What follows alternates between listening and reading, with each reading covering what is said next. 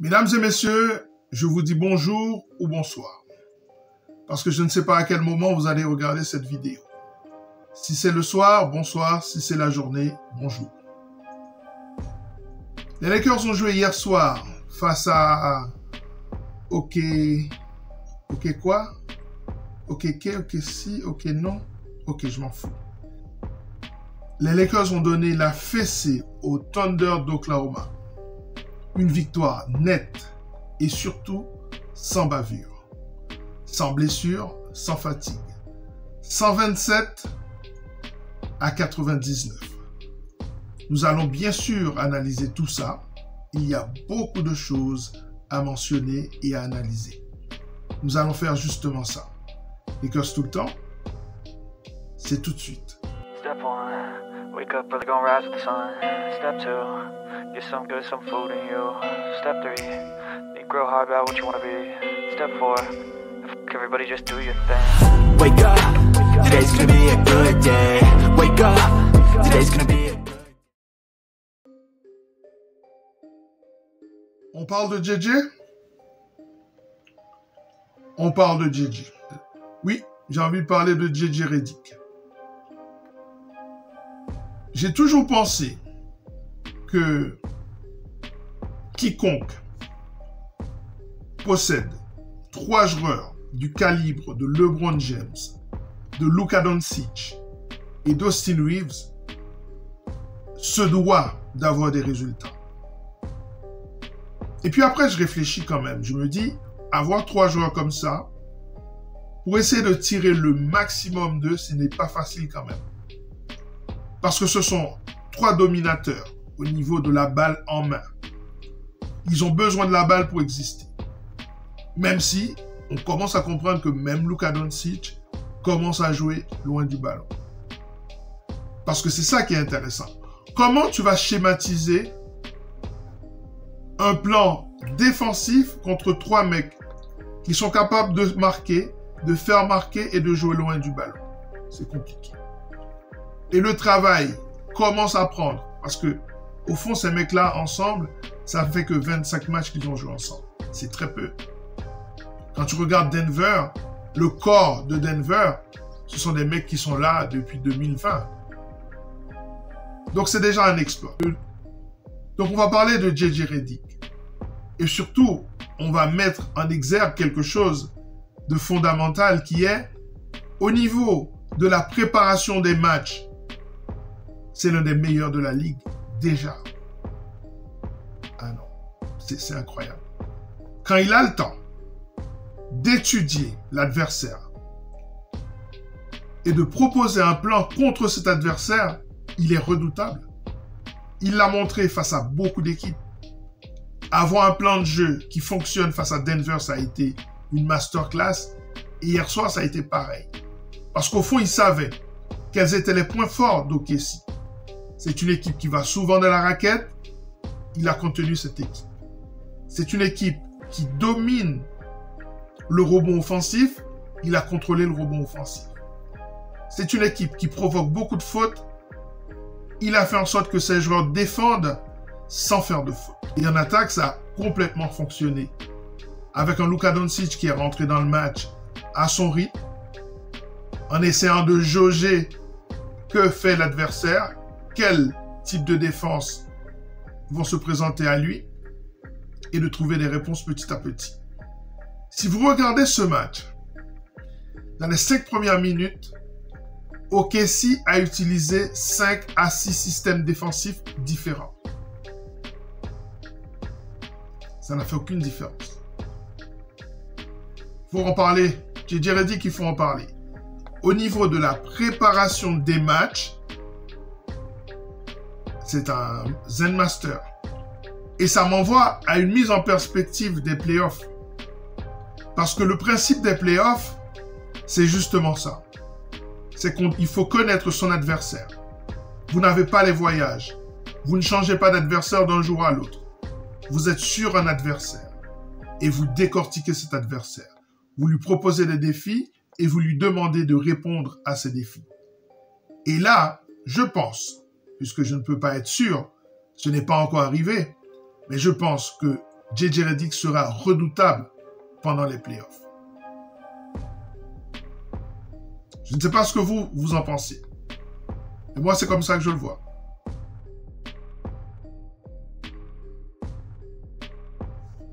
« 126-99. Cette équipe est capable de gagner dans toutes les configurations du jeu. On en a déjà parlé sur cette chaîne. Les Lakers sont beaucoup plus dangereux lorsqu'ils sont capables de scorer. Lorsqu'ils sont capables de scorer, ça veut dire lorsque l'attaque fonctionne, ça motive toute la dynamique de l'équipe. Les joueurs de rôle savent qu'à n'importe quel moment, ils peuvent avoir le ballon. Luka Doncic a une orchestration beaucoup plus fluide. Tout le monde touche la balle, la circulation, les passes décisives. Ça permet de renforcer la cohésion, l'esprit d'équipe et ça pousse les autres à défendre.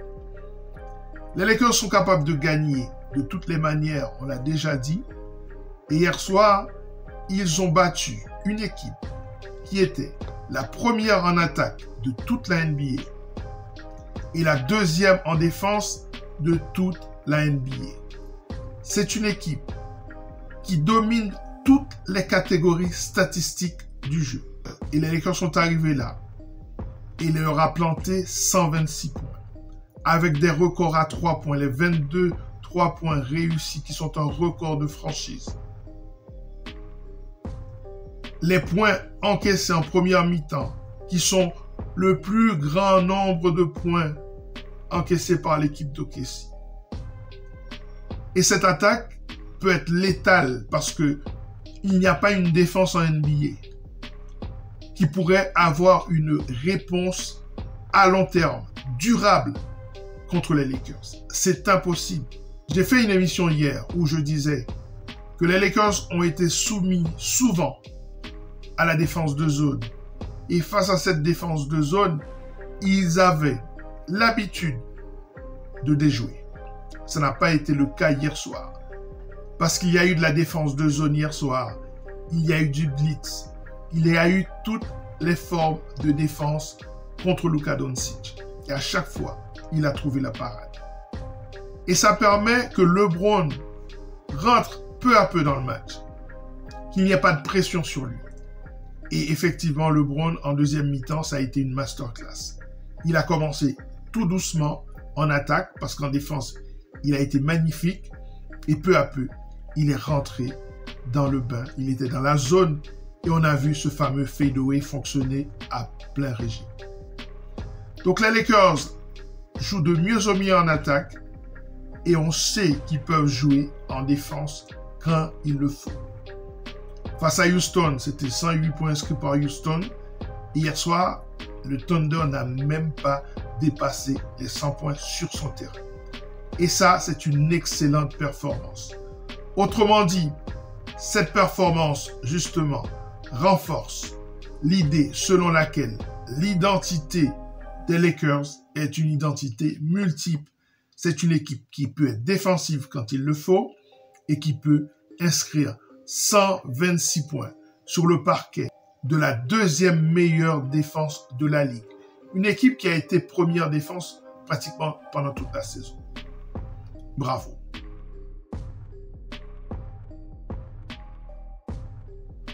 Luka Doncic est un malade. Ce mec-là, il est malade. Vous avez vu ce qu'il a fait là hier soir? Des passes dans le dos, des choses que j'ai jamais vues. Des up and under. Des lay-ups avec la balle qui fait un petit bisou à la planche. Une masterclass face à l'une des meilleures défenses. Parce que les gens oublient une chose. Qui a éliminé le Thunder l'année passée? Ah oui, c'est Dallas, oui je sais, c'est Dallas. Mais c'est surtout Luka Doncic. C'est lui qui les a envoyés en vacances. Et on peut voir dès le début quand ce mec il est motivé. Et honnêtement, quand il est motivé, il est injouable. Il est injouable. Il est injouable. On peut dire que parfois, il n'est pas tout à fait engagé, c'est vrai. Mais quand il est engagé, quand il sent l'urgence, quand il sent le sang, ben c'est fini. C'est fini. Parce que, regardez bien l'équipe d'OKC. Ils ont au moins 4 à 5 mecs qui sont des défenseurs élites. Et tout le reste est correct. Tout le reste est correct. Il n'y a pas dans cette équipe un mec qui ne sait pas défendre. Franchement. Vous avez vu une différence, vous? Aucune différence. Luka, dans les 5 premières minutes du match, a été soumis à un job coverage, à du switch, à une prise à 2 sur la ligne du milieu de terrain, à du blitz, à une défense de zone. Cette équipe a tout fait contre Luka Doncic. Rien n'a fonctionné. Rien n'a fonctionné. Et quand le blitz, ce qu'on appelle le feu, arrive, qu'il y a une prise à 2 qui est faite avec l'aide de Chet Holmgren qui est presque à 2m11 ou 2m12, c'est compliqué de faire la passe au-dessus. Il y arrive quand même. Aidé par Jordan Goodwin, plusieurs fois qui est venu dans la zone du milieu pour réclamer la balle. Il lui-même a fait une passe à Rui Hachimura pour un dunk. Dans les 5 premières minutes du match, le Thunder a tout essayé. Tout essayé défensivement. Tous les schémas défensifs ont été inaugurés hier soir. Ça n'a fait strictement aucune différence.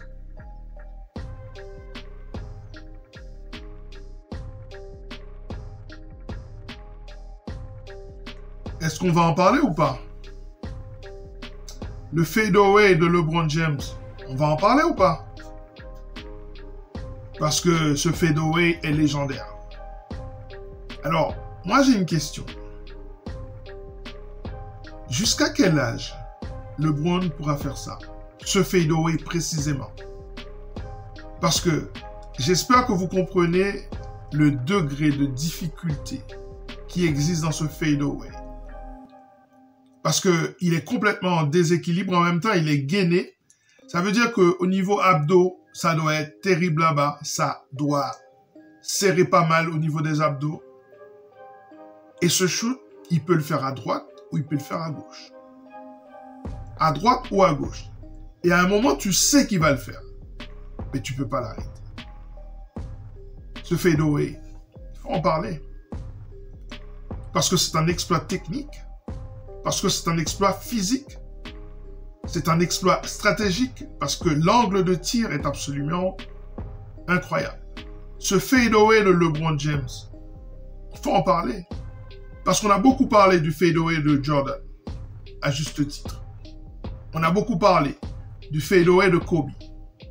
Magnifique. Peut-être l'un des meilleurs qu'on ait vu dans l'histoire. Celui de LeBron, il est très intéressant. Il est très intéressant parce que ce fadeaway, aussi longtemps qu'il continue à fonctionner, LeBron pourra jouer. Il pourra scorer. Il pourra trouver un moyen de scorer sans trop driver. Parce que driver, ça prend de l'énergie. Ça met le joueur en problème. Ça met le joueur face à un défi physique. Ça le met en danger. Ça lui prend de l'énergie. Mais aussi longtemps que ce fadeaway continue à fonctionner, LeBron pourra encore jouer 5 ans. Il pourra encore jouer 5 ans. Parce que on sait qu'en défense, il est toujours bon. Il est toujours bon en défense. Surtout quand il doit défendre sur ces mecs-là qui sont beaucoup plus grands et moins rapides que lui. Ce fadeaway de LeBron James, il faut qu'on en parle.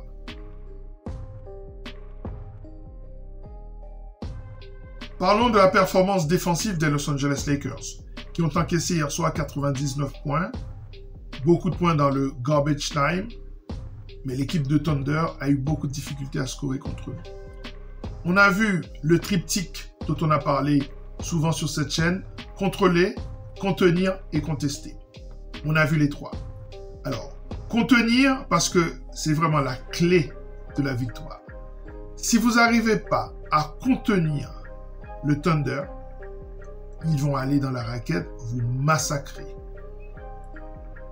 Dans le meilleur des cas, ils vont inscrire des paniers faciles. Dans le pire des cas, ils vont inscrire des N1 et ils vont aller à la ligne. Hier soir, Chet n'a pas existé.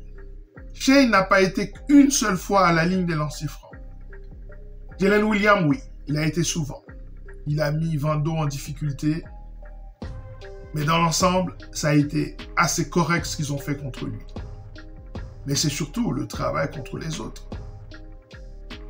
Les Isaac Joe, les mecs comme ça, les Chet Holmgren, ils n'ont pas été des facteurs. Et ça, c'est grâce à la défense. Alors, contrôler, c'est pour le rebond. Il fallait absolument contrôler le rebond, surtout le rebond défensif. Ça veut dire que c'est le rebond offensif pour le Thunder. Parce que c'est une équipe qui vous massacre au rebond offensif. Comme la plupart des adversaires qu'on a eus. J'ai nommé les Rockets et aussi Memphis.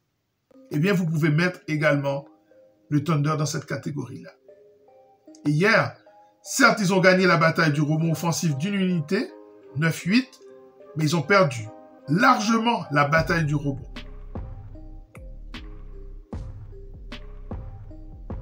Contester, parce qu'il fallait aussi contester les shoots des Dort, des Caruso, des Joe, des Williams. Il fallait contester ces shoots-là. Les Lakers ont fait ça toute la nuit. Ça a été magnifique. Du point de vue défensif, ça a été très bien fait. Pas de faute. On n'a pas envoyé cette équipe souvent sur la ligne des lancers francs. On n'a pas permis les pénétrations systématiques de Williams et de Shai, même si je trouve qu'ils ont fait un bon travail quand même. Et puis le rebond, on a été plus que correct. Parce que ces derniers temps, je disais que c'était le problème récurrent. Ça devenait un problème structurel. Les Lakers perdaient systématiquement la bataille du rebond. Et bien hier, les mecs, ils étaient déchaînés. Tout le monde a travaillé au rebond hier. Tout le monde. Et curieusement, LeBron n'a pris que 3 petits rebonds. Alors qu'en général, c'est notre meilleur rebondeur.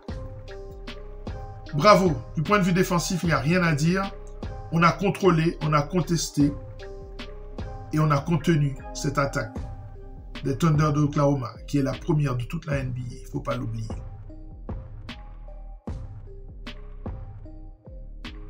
Honnêtement, notre banc a été merveilleux. Nous avons besoin des performances de ce banc.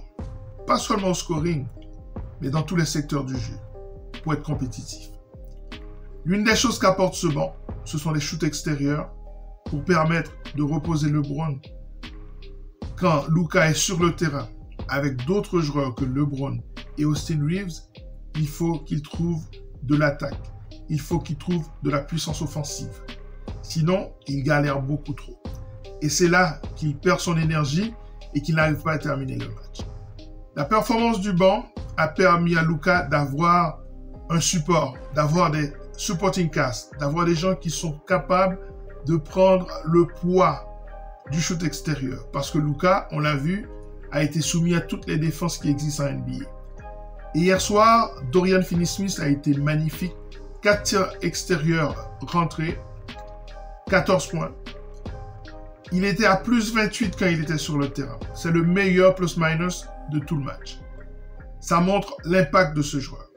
À côté de lui, son partenaire de crime n'est autre que Gabe Vincent, qui a aussi rentré 4 tirs à 3 points.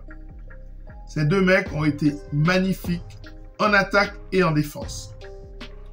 Et pour la défense, il faut aussi compter Vanderbilt. Jared Vanderbilt qui a été magnifique. Il ne faut absolument pas regarder sa feuille de stats, ça ne sert à rien. Mais son impact, la pression qu'il a mis sur les attaquants d'OKC. Parce qu'il faut bien comprendre une chose. OKC, c'est une équipe qui pénètre dans la raquette et qui s'impose en inscrivant des points, soit en mid-range, soit directement dans la raquette. D'ailleurs, ils ont gagné cette bataille à l'intérieur. Et hier, ils ont été limités à 12 petits lancers francs seulement. Et ça, c'est grâce à Vando, mais c'est aussi grâce à Dorian Finney-Smith. Et il ne faut pas oublier aussi Rui Hachimura qui a fait un excellent travail sur les joueurs qui arrivent en pénétration dans notre raquette. Ça a été une masterclass défensive, ça a été un match extrêmement abouti et tout cela grâce au banc. Il ne faut pas oublier enfin la performance, surtout au rebond, de Jordan Goodwin. Jordan Goodwin qui a permis à Luka Doncic de se défaire plusieurs fois de cette prise à deux dès qu'il a traversé la ligne du milieu de terrain. Et le fait que Jordan se soit présenté dans la zone creuse entre la prise à deux et la raquette, ça a permis de libérer tout ça. Ça a été un excellent match de Jordan Goodwin qu'il ne faut pas juger sur les points inscrits, mais surtout, il faut le juger sur l'activité d'une manière générale.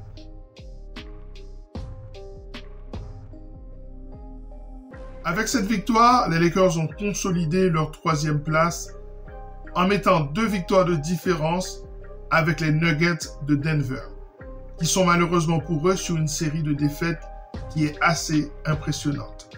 Et en tout cas, la bataille fait rage toujours dans cette conférence Ouest qui est absolument passionnante, puisqu'il y a derrière l'équipe des Clippers de Los Angeles qui monte également. Il y a l'équipe des Minnesota Timberwolves qui est aussi dans une phase ascendante. Cette conférence Ouest, je vous le dis, est absolument brutale, à l'image des playoffs historiques que nous allons vivre. Et nous serons auprès de tout cela sur Lakers tout le temps, la chaîne francophone des Lakers, parce qu'il faudra analyser les adversaires aussi, les autres match-ups. Autrement dit, on ne dormira pas beaucoup.